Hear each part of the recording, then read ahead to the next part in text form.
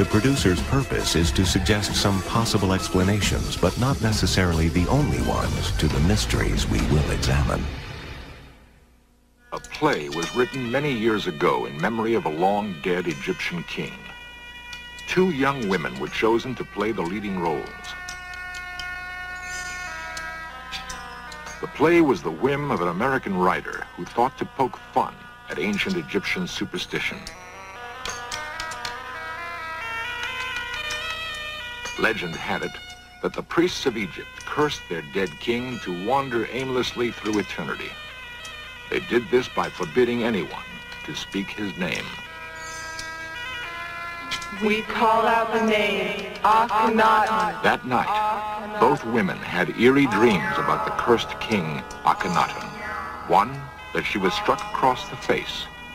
In the morning, she was nearly blind. Coincidence? Or was there another force involved? A curse, working its evil way after nearly 4,000 years.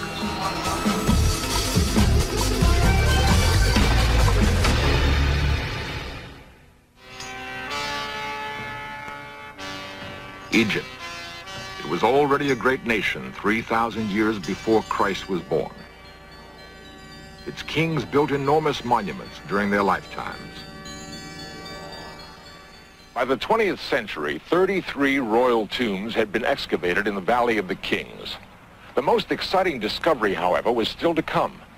It would be the culmination of a sequence of events that began not in Egypt, but in the green fields of England.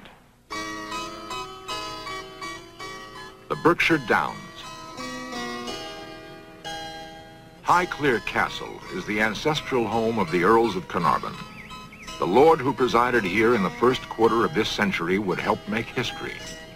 It would cost him dearly, however.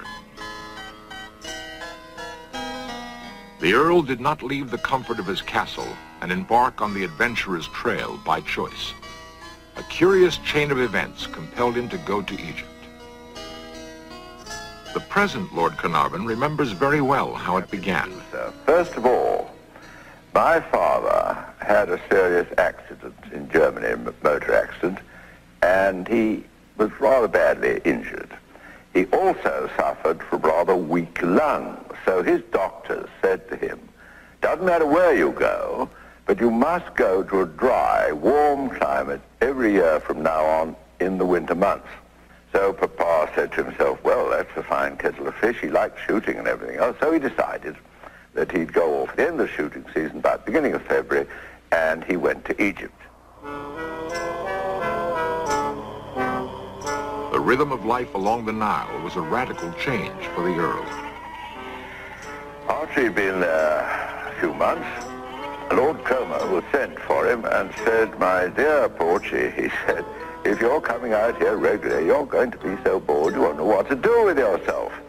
So may I make a suggestion? Yes, indeed, I'd be honored if you'd tell me what to do. Right, he said, why don't you take up as a hobby Egyptology? He said, it's very interesting, and what's more, he said, it happens that at this moment of time I've got the very fella who will help you best.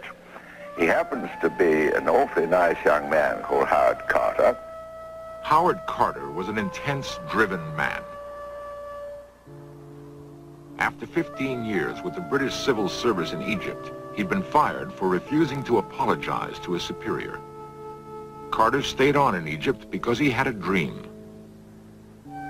By the time Lord Carnarvon returned to England, he'd agreed to bankroll that dream. 15 years after the bargain was struck, Carter still labored in the Valley of the Kings. His dream? To find the tomb of King Tutankhamun.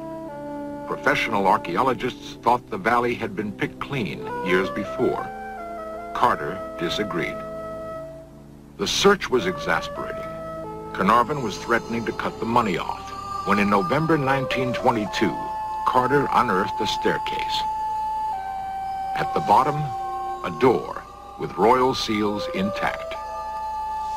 The door had been sealed more than 3,000 years before. Carter couldn't be sure he'd found Tutankhamun's tomb, but whatever lay behind the door was bound to make his years of toil worthwhile. And at that moment, he got to the stage where he was able to see that there really was the jackpot, the hopes that they'd worked for all those years. They uncovered the steps, the first steps. And at that stage, he thought the only thing to do is to quickly cable to my father, tell him to come out, which he did. Carter waited patiently for Carnarvon's arrival. Together, they breached the door. "Can you see anything?" Carnarvon asked. Then, slowly, the answer. Yes, wonderful things. Wonderful indeed. Carter's vision and Carnarvon's patience had paid off. Beyond treasure, there was the undisturbed body of a long-dead king, the resting place of Tutankhamun, Pharaoh of Egypt. At last, Carter was face to face with his dream. Around Tutankhamun's neck, a magnificent gold collar. Carter recognized it as the vulture goddess Nekhbet, a warning to intruders. There were reports of another warning on a tablet that has since vanished. Death will slay with his wings whoever disturbs the rest of the Pharaoh.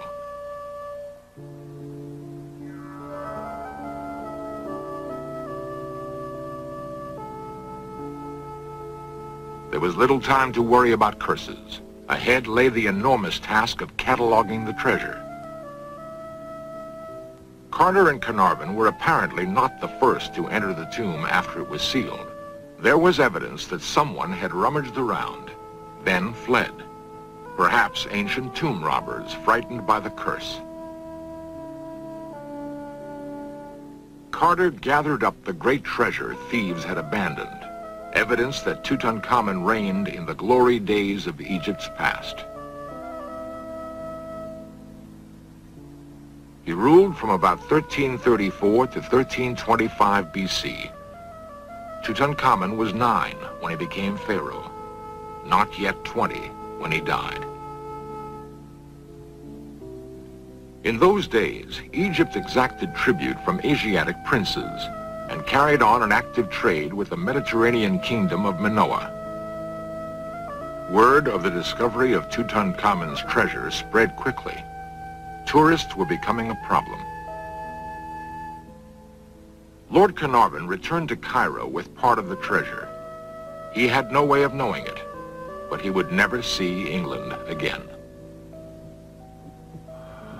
Fever, brought on by an infected mosquito bite, ravaged the Earl's body. When I arrived, there was my father, pulse beating in his throat. You could see he very bloodshot eyes, obviously frightfully feverish and ill. So I say to the nurse, whatever happens, for heaven's sake, call me. The young Carnarvon went to his own room as his father fought what was to be the last battle of his life.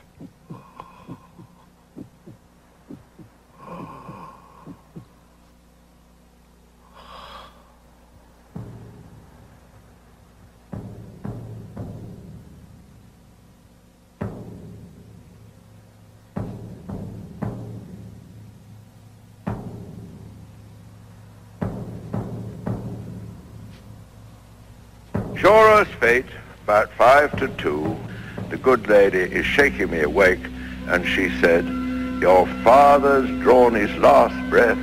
Please come quickly."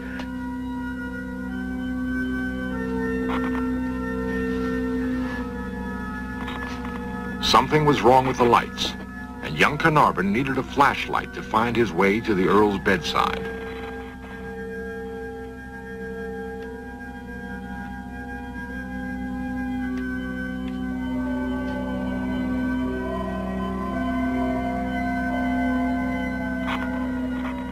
Officially, the cause of Carnarvon's death would be pneumonia. The Egyptian press had another explanation. Your father disturbed the remains of King Tutankhamun.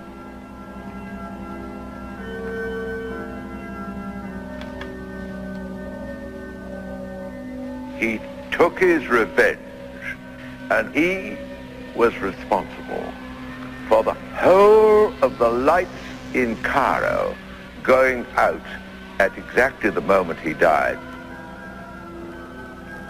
Lord Carnarvon was only the first of many who would die shortly after visiting the tomb of Tutankhamun. The discovery of Tutankhamun's tomb was a great event, but the sudden and mysterious death of Lord Carnarvon had cast a pall on the celebration. Carnarvon's grieving son returned to England, only to find new evidence that his father might have unleashed some malevolent force, which cost him his life. Already, the popular press was proclaiming Lord Carnarvon's death to be the revenge of the mummy. His son took refuge behind the walls of Highclere Castle. The memory of that awful night in Cairo would not so easily be shaken. I had a little fox terrier bitch called Susie.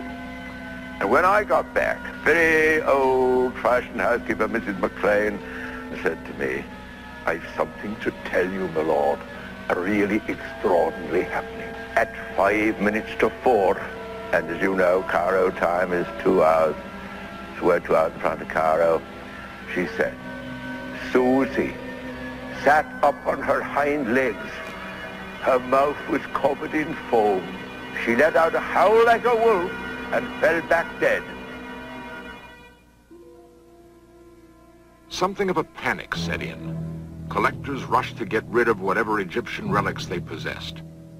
Howard Carter's assistant, Richard Bethel, died suddenly of a circulatory collapse.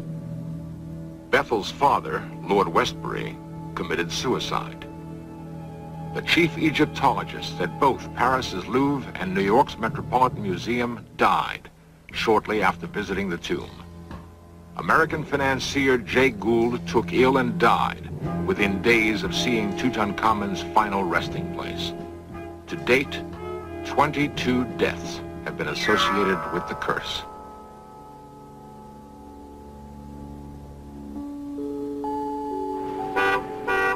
Oxford University became the center for an exhaustive study of the relics removed from Tutankhamun's tomb, and for an investigation of the curse many now believed was real. Oxford's Ashmolean Museum is still one of the richest repositories of Egyptian antiquities.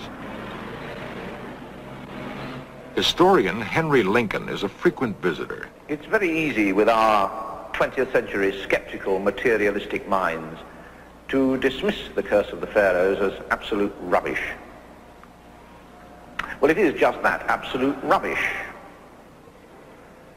Death to anyone who enters this tomb is a pretty fierce curse to somebody with a superstitious mind, but it's just a threat, and a pretty ineffectual one at that. And we all know that the curse of the pharaohs was concocted by the popular press because Lord Carnarvon had sold the rights to the discovery of Tutankhamun's tomb to the Times, and the other papers wanted something sensational to write about. But the Egyptians, a curse wasn't rubbish. Tutankhamun's figured largely in the thinking about the curse. And it was Tutankhamun's father-in-law who, in fact, was cursed to wander in all eternity by the priests of Ammon. The ram's head god, Amun-Ra, was dominant in Egypt before the reign of Akhenaten. Akhenaten introduced the practice of sun worship, symbolized by a new god, Aten. The priests of Amun were stripped of their power. Under this new religion, only the pharaoh could commune directly with Aten. The temples of Amun were defaced, but the priests bided their time. The old religion and the old ways went underground. Egypt's peasants apparently also maintained their loyalty to Amun. Akhenaten died in the 17th year of his reign. His tomb has never been found. Even as the young Tutankhamun was ascending the throne, the priests of Amun moved to regain their power. Akhenaten's name was eradicated from great monuments, his likenesses destroyed. There was an American artist, Joseph Lyndon Smith, working in the tombs taking copies of the wall paintings at the time that Tutankhamun's tomb was discovered. He felt it would be a good thing to intercede with the gods on behalf of Akhenaton and to lift the curse of Amon-Ra so that the pharaoh was no longer condemned to wander forever in eternity.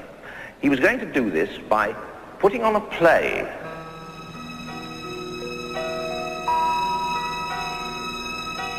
The ruler is born like the atom and will endure for eternity if only we speak his name.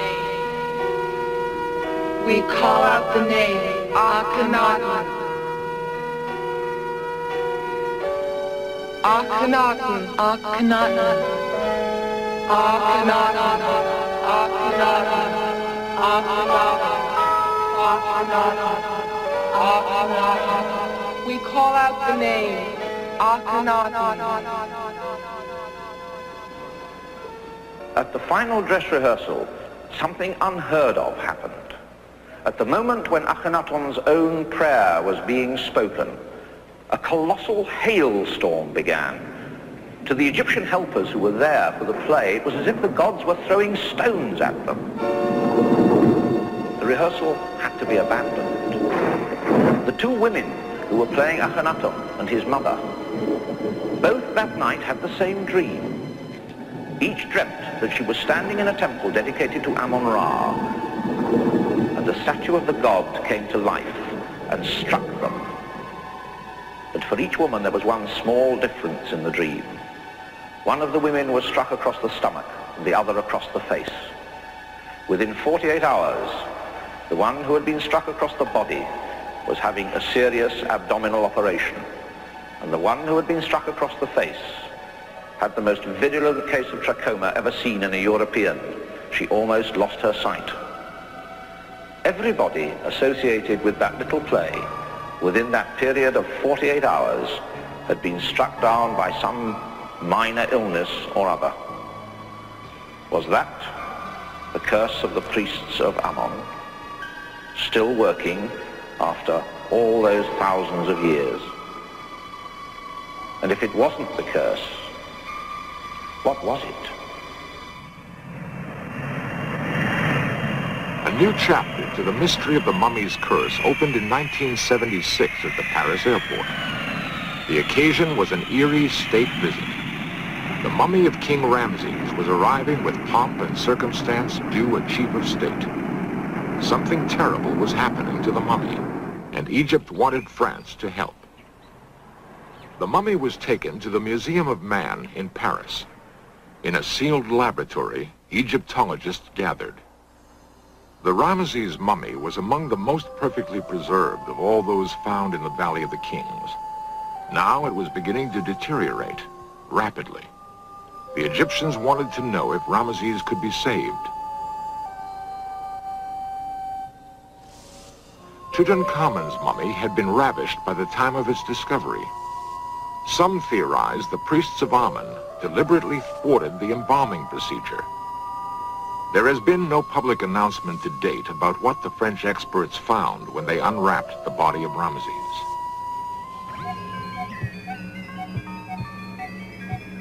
The speculation has been that a dangerous bacteria, perhaps dormant for thousands of years, is now alive and at work on the mummy. Egypt's priests knew something of biology. Perhaps they knew more than modern men imagine. In the tomb of Tutankhamun were many wonderful vessels of gold and alabaster. They were apparently designed to hold precious liquids and rare unguents. If they contained something else, something lethal, the secret died with the last priest of Ammon-Ra.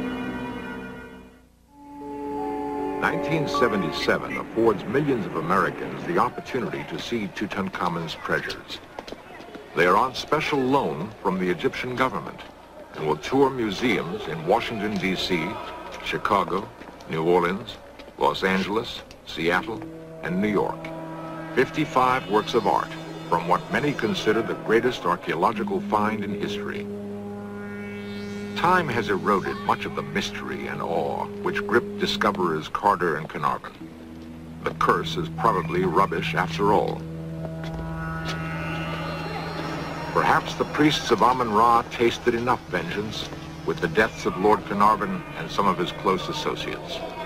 After all, Howard Carter lived out a long and happy life, and he was the first to break the seals on Tutankhamun's tomb. If the priests of Amun sought to obliterate the memory of Akhenaten and his heir Tutankhamun, they failed. Their names have been rediscovered and spoken again and again. To a pharaoh, that was assurance of immortality. Life, symbolized by the Ankh. Earrings, probably worn by Tutankhamun as a young boy. The wooden figures are likenesses of favorite slaves, servants for the pharaoh in the afterlife.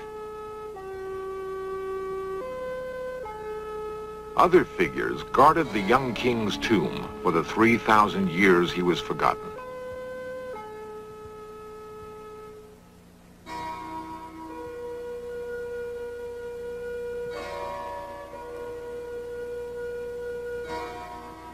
If we believe the curse, we must believe something else. We must believe that in the end, Tutankhamun triumphed over the priests of Amun. Coming up next, In Search Of continues with an investigation into claims that certain great gems curse their owners. Then 20th Century with Mike Wallace reports on America's most notorious hate group, the Ku Klux Klan. And later tonight, Mel Gibson invented the Hollywood version. Now get the true story of Scotland's Braveheart on History's Mysteries at 8 here on the History Channel, where the past comes alive.